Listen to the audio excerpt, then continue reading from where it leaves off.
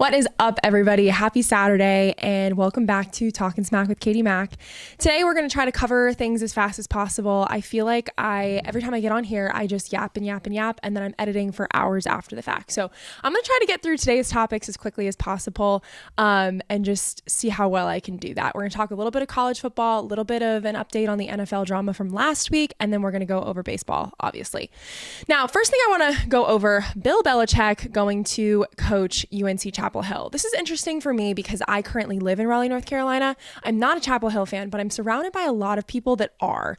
And so I personally think this is a little bit of an interesting move. You know, Bill Belichick is a coach who has never coached at the college football level before. And I think, like I said, the best way to describe it is interesting because on the one hand, you could say, well, he doesn't really have experience coaching at the college football level. College and NFL are so different. And yet college football and NFL football are merging more than I think people even realize with NIL and just like the whole free agency concept kind of integrating into college football with NIL, right? So I could see this going one of two ways. One, Belichick already has experience managing salaries and is well prepared to do that at Carolina in spite of this changing landscape of college sports. But I also see another alternative where, you know, he's an older coach out there. I've experienced older coaches. I know that there's a lot of people that have experienced older coaches that are, you know, stuck in their ways and they think that the way that they're going to do things is best. They're going to come in with a philosophy and not really want to change that. So I could kind of see it going one of two ways. But for any Chapel Hill, North Carolina fans that are on here, I'm going to, do a little hot take real quick. I am not really sure how effective of a Coach Belichick is. And as a Florida Gator, I'm going to speak in Florida Gator terms for a second, so just bear with me.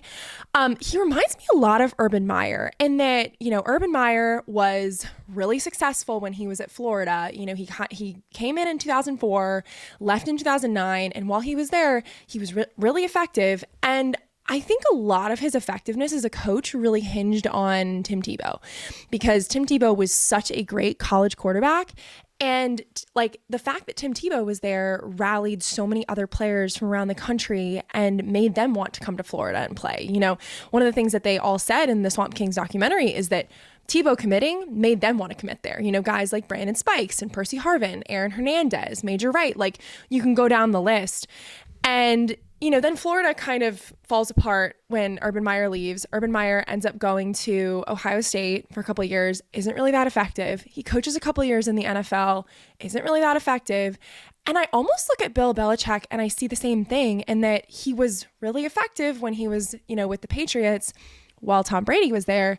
And, you know, everybody wanted to come play with Tom Brady. Everybody wanted to win, you know, Super Bowls and stuff like that. And then Tom leaves and Belichick is just not the same coach that he was when Tom Brady was there. So that's my hot take for the day. I am interested to see how this plays out though, because I think that the line between college football and NFL football has been like blurred significantly with this whole NIL thing.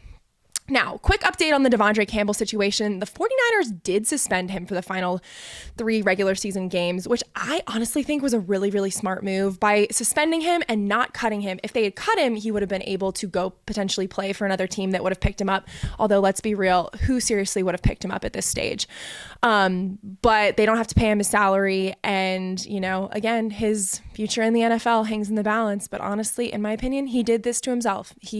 If he wanted to play in the NFL and he wanted his career to continue, he should have gone out there when the team asked him to, and they didn't. So that's my stance on that. Now, quick overview on the college football playoff. As I am filming this at 2:45 on Saturday afternoon, the score of the Penn State SMU game is 31 to last night. Notre Dame beat Indiana 27-17. So I think it's kind of interesting. Sorry, I have to keep an eye on my dog. I think it's kind of interesting just to watch these matchups with some of the mid-tier teams in the college football playoff and some of the lower teams, because there have been so many arguments in the recent weeks that there were several teams that should have gotten in the place of some of these lower tier teams in the college football playoff. And some of those teams are Bama, Miami, Ole Miss. And while I agree that Bama, Miami, and Ole Miss could potentially beat teams that are on the bottom end of this team, I'm still watching out for my dog. I'm so sorry. While I think that those teams could beat, Indiana or could beat SMU or maybe even Clemson, they shouldn't have lost. Miami shouldn't have lost to Syracuse, and Ole Miss shouldn't have lost to Florida, and Bama shouldn't have lost to OU. So my stance is, if you want to solidify your spot in the college football playoff, like, the rankings and the ways to get in were very simple. You should have not had dumb losses. Now, just an overview of the rest of the day. Texas Clemson goes off at 4, Ohio State Tennessee goes off at 8, and I'm really, really interested to see how those play out. I think that the Texas Clemson game could potentially be a bloodbath, and I'm really, really excited to see how Tennessee Ohio State plays out. I'm pulling for Tennessee. I think it could be Tennessee, but you'll never really know until it happens. So excited to see that one. Okay, let's talk MLB. There is so much going on in this offseason. I feel like there's way more going on this offseason than there has been in the last couple off seasons, but maybe that's just because I'm paying way more attention. Who knows? Number one, belly to the Bronx. Cody Bellinger got traded to the Yankees earlier this week. I'm really, really excited for Cody. I have never really been, like a fan of any team that Cody's been on, because he's been with the Dodgers and the Cubs so far. So I haven't really followed him super, super closely, but he seems like a really, really good guy. And here's why. Aaron Boone spoke about Cody Bellinger in a press conference earlier this week. And he told reporters that before they had even, finalized the deal and everything, he had a conversation with Cody, and Cody had basically told him, you can play me wherever you want to play me. Like, you can put me in the outfield, you can put me in the infield. Like, I don't care. I just want to contribute to the team, which I have so much respect for him for saying, because as a former athlete myself, like, that is exactly what your teammates want to hear. That is exactly what coaches want to hear. They want somebody who's just going to come in, isn't going to be high maintenance, isn't going to have a lot of demands, is just going to come in and give 110% for the team. So I have a lot of respect for him for saying that, and I think Aaron Boone does too. So that's really exciting to see. I also just love this storyline because Cody Bellinger's dad actually played for the Yankees as well from 99 to 01. So now you've got another father-son duo on the Yankees as well, which I think is just so cool. And also on the flip side of it, there is a little bit of drama. I feel like this isn't really going to be that big of a deal, but evidently Cody Bellinger's wife, I think, used to date Giancarlo Stanton. So that's a little bit of tea. I'm sure it's going to be totally fine. But when that detail came out at the beginning of this week, I was like, so maybe, keep an eye on that. Now let's talk a little bit about Cody Bellinger's stats and just kind of where he's been. He had an outstanding season in 2019 with the Dodgers, and he batted .305, and he had a 47 home run season that year, which is pretty significant. Now, his most recent year where he's been close to that was 2023, where he batted .307 and he had 26 or 27 home runs that year. But last year wasn't super great for him. But I'm really, really hoping that this change of scenery and now being associated with a team that his father was also a part of, and just the emotional and just like passion and just everything that comes, with being a Yankee will just be really, really good for him, because he is really young. I think he's only 29. So I'm hoping that will be good for him. Now, the Yanks also literally in the last couple of hours just picked up Paul Goldschmidt from the Cardinals.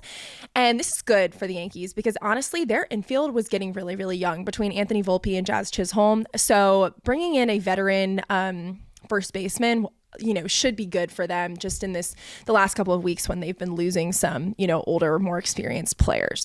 Now, next thing I want to briefly touch on is the Phillies, because the Phillies just signed free agent Max Kepler. And with that sign, they now have 7 or 8 outfielders, which probably indicates that they're going to be moving some people around, maybe trading away some of their outfielders. But there hasn't really been any discussion on whether they'll be keeping, names like Brandon Marsh, Nick Castellanos, et cetera, et cetera. The one thing that has been verified is that they are shopping around to trade away Alec Bohm at third base. So they are actively looking for a new third baseman. There are a bunch of third basemen on the current free agents list. So we'll just have to see, if there's any that potentially end up in Philly, but who knows on that front. But let's talk about Kepler for a sec. He's been pretty solid since he got to the league in 2015. He's now 31, average 250 hitter, but he only played in 105 games last season because he had an injury, but he did have a 36 home run season in 2019. And his most recent season that was close to that was in 2023 when he had a 24 home run season. So he has played well recently, and maybe, like I said with Bellinger, maybe he just needs a change of scenery because he's been with the Twins since he got into the league. So, if he comes in healthy, he could potentially help the Phillies do some real damage. Okay, let's talk MLB free agents that are still available. When I made this list, it was actually 13 of the 20 top free agents that were still available as of like Tuesday or Wednesday. But Christian Walker has since signed with the Astros. He was formerly with the Diamondbacks, first baseman. And I think that this sign really effectively locks down the Astros infield. They've now got him at first base, and then also Isaac Paredes, the third baseman from the Cubs, who was included on the Kyle Tucker trade. So I think the Astros might be done, and I think Alex Bregman is for sure moving on, but more on that in just a sec.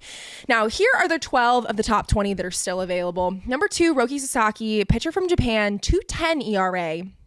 He's only 23 years old, and now he's reportedly been interested and been having conversations with the Dodgers, but that was a couple weeks ago. Yesterday, he supposedly had a meeting with the Cubs in LA, but nothing has been finalized yet.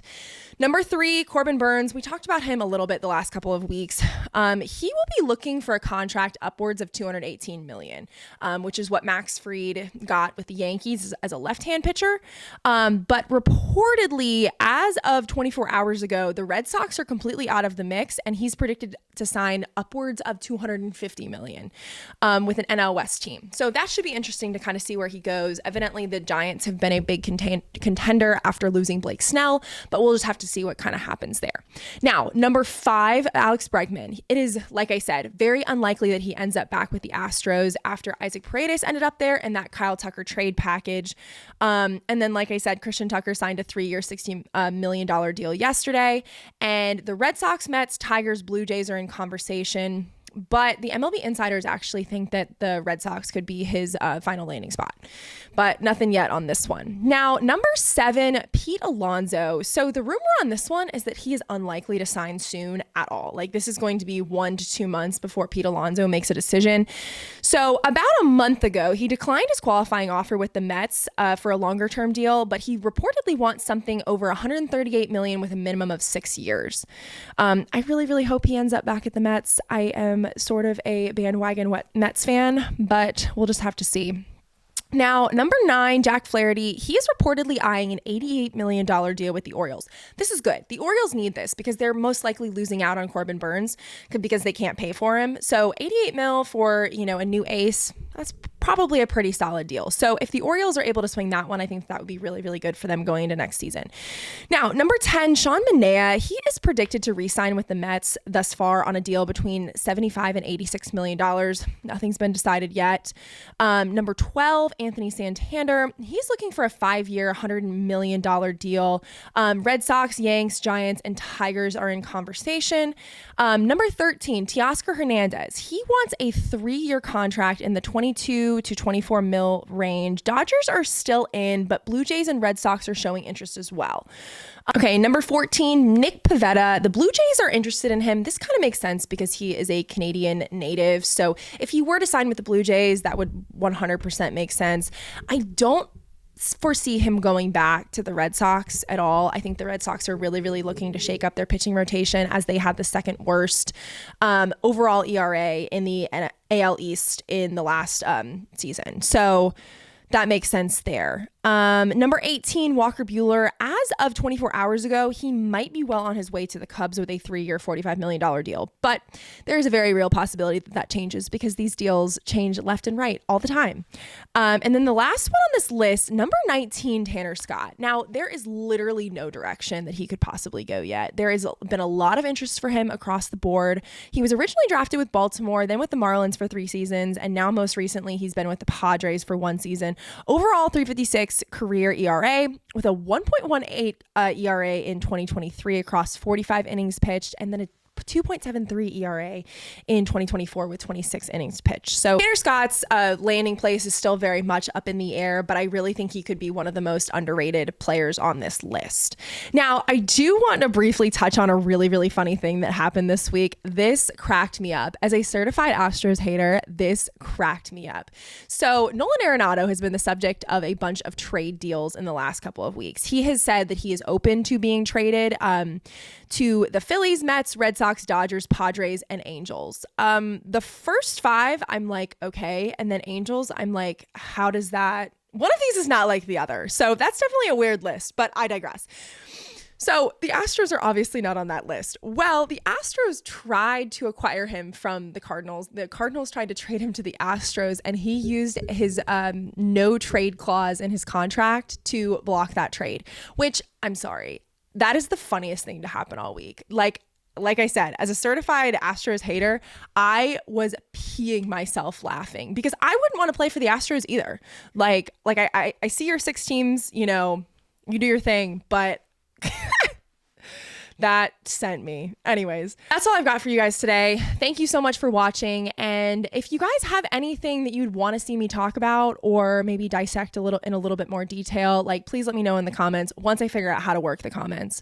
But yeah, please let me know and have a great rest of your weekend and have a very, very Merry Christmas if I don't post another video in the next couple of days.